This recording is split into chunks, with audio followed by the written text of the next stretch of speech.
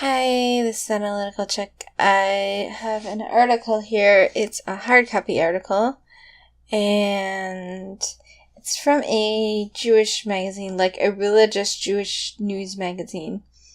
And it's about quiet courage in communist Russia. And it's about Jewish people trying to be observant Jews in Russia, and also a little bit about what it was like to live in communist Russia. So I just want to read some of it. I'm going to read some of it. I'm going to skip because there's a lot of a very Jewish vocabulary type stuff in here rather than stop and explain the vocabulary. Anyway, when the glittering promises of peace, land, and bread had faded and Bolsheviks had captured Russia firmly in their iron grip, communism bore no resemblance to the utopian ideal it professed. Property was indeed owned equally, an equally minuscule portion for the common people, and a decidedly unequal share for those installed in high places. Government-owned businesses precluded the possibility of earning a profit, so employees worked listlessly at monotonous jobs, the salaries fixed no matter how well or poorly they performed. Now, I've heard this expression that in Russia they used to say, we pretend to work and they pretend to pay us, or something like that. Vladimir Lenin, the powerful revolutionary turned dictator, restructured the Soviet Union to suit his communist ideals. Of all possible crimes against the state, the most severely punished was that of practicing a religion. The communists gleefully sought to obliterate any traces of actually religious Jews and such, and unhesitatingly impose brutal sentences on violators of the law. So if you practice any kind of religion, and since the Jewish people on my side of Judaism actually practice it as a religion and not I'm Jewish ancestry, I call them lox and bagel Jews, people who are just ancestry Jews. So there was no denying reality. So the article is written by the great-granddaughter of the article starts with her great-great-grandfather and then his sons, one of them being her great-grandfather, which comes out later in the article when she says, oh, this is my grandfather that was born. So the great-great-grandfather, he felt that the best thing to do was to teach his kids to be shoemakers. He became a shoemaker because it was a job that he could do and make his own hours, so he could still keep the Jewish Sabbath, which was very important to him.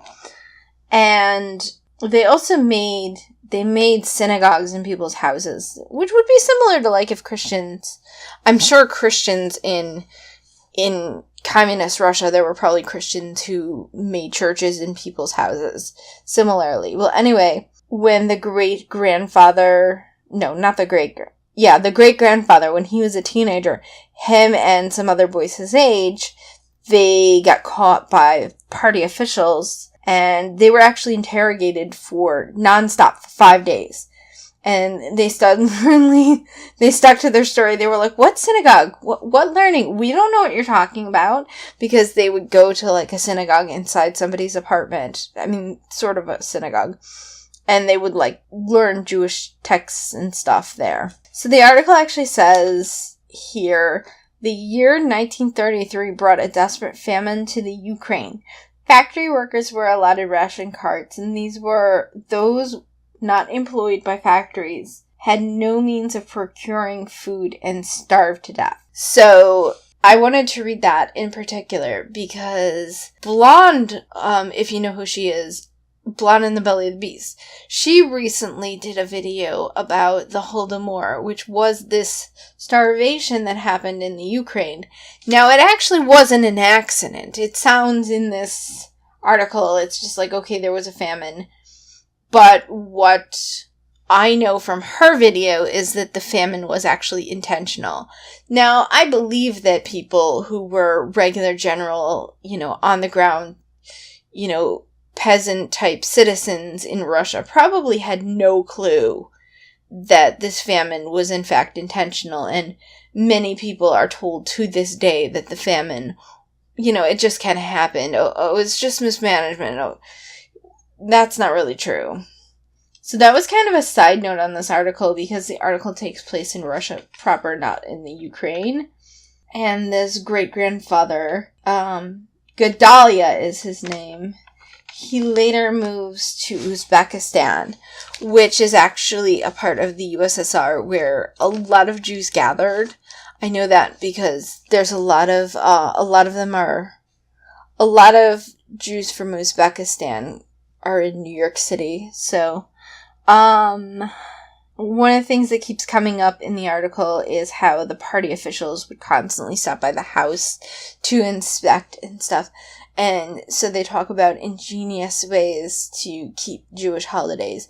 Like, they had like a wall or two walls, like, coming off the building that, like, it wasn't really enclosed or something, and didn't have a roof or something. And there's a holiday where we have to, if people live in New York City, you'll see, like, a bunch of, like, pop-up tents, square pop-up tents that go up in the New York City area, and they're called sukkahs. So he talks about how he, put, like, some corn on top of this area on his house or something, and they would eat in this, and they would be like, oh, yeah, it's a picnic, we're just having a picnic. So, and how he would pick his, like I said, he picked the occupation of shoemaker so that he could keep the Sabbath, and then he taught his sons to do that, and then they taught their kids to do that. But at some point, the great-grandfather actually became somebody who kills the birds, kosher birds. They did allow them to have kosher birds. So they were short on people who were doing that, so he went and he trained and he did that. So he had started out as a shoemaker, and then he did that later. So, oh yeah, here's the section about the Sukkot. Was another time that they came up with an innovative way to keep the Jewish rules under the Soviets. Due to the unique shape of their house, there were 3 adjoining walls, and so they put some corn plants carefully and casually laid across the empty spaces on top, and that would form something called a wall for a sukkah. And with the corn plants as the roof of it, it has to have, like, a special roof. The roof has to be made by natural materials like plants. And so they're like, oh, yeah, it's a picnic. So the KGB would be none the wiser. And Sukkot is actually, people who are not raised religious, I don't think they even, Jews even know about that holiday if they're not raised religious, or if they've never been religious. Most of them don't know about that holiday.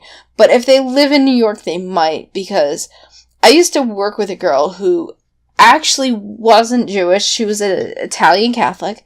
And I started telling her about the holiday, and she was like, oh, the tents are coming out again! Because, like I said, they look like square tents. At least, people buy sukkahs, and then, the roofs that they send with it are usually made out of bamboo, but they don't have to be. They get, they weave them together, and then they just, roll it out on top. But I don't have a sukkah, anyway.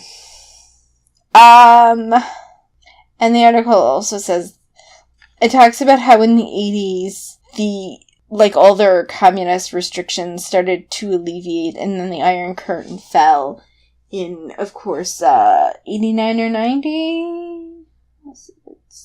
And so they, met distant cousins and stuff, and the great-grandfather moved to Israel, and some of the other family members left after communism fell, and they went to the U.S. Because after all of that, people didn't want to be in Russia, even though it wasn't communist anymore, because, lots of bad memories and stuff. So that's just an article that I found, and I wanted to share it with you guys. Alright, thanks for stopping by my channel. I will see you all next time. Oh, I haven't been putting up a lot of videos lately. Some people are making comments that I haven't put up a video in over a week. So it's a busy time of the year for me, and I'm kind of worn out. And I'm also running low on topics, because most of the topics that I have either require a lot of research, or they require a lot of, like, I have some videos that are half made, but they're going to require a lot of editing to put the actual video a lot together, because they have a lot of visuals to go with them. So, I don't know, maybe I'll try to make some opinion type videos and put those out. So, I'm gonna try to at least get one video a week out. I'm sorry, guys. I know I've been slacking. April, I should pick back up to my regular schedule of 3 videos a week. I don't know if you've ever noticed, but I've tried to put 3 videos up a week on Sunday, Tuesday, and Thursday. And then usually they come out if I schedule them, they come out at 4 p.m. But sometimes I make them the day of, in which case sometimes they come out later, or I forget to schedule them, so then I have to put it up when I come home. So sometimes they come out at like 8, 9 o'clock at night. I aim for 4 p.m. If people actually noticed, if I actually had more subscribers, I'd probably be more on point with that. But anyway, so yeah. Anyway, again, thanks for stopping by my channel. I will see you all next time.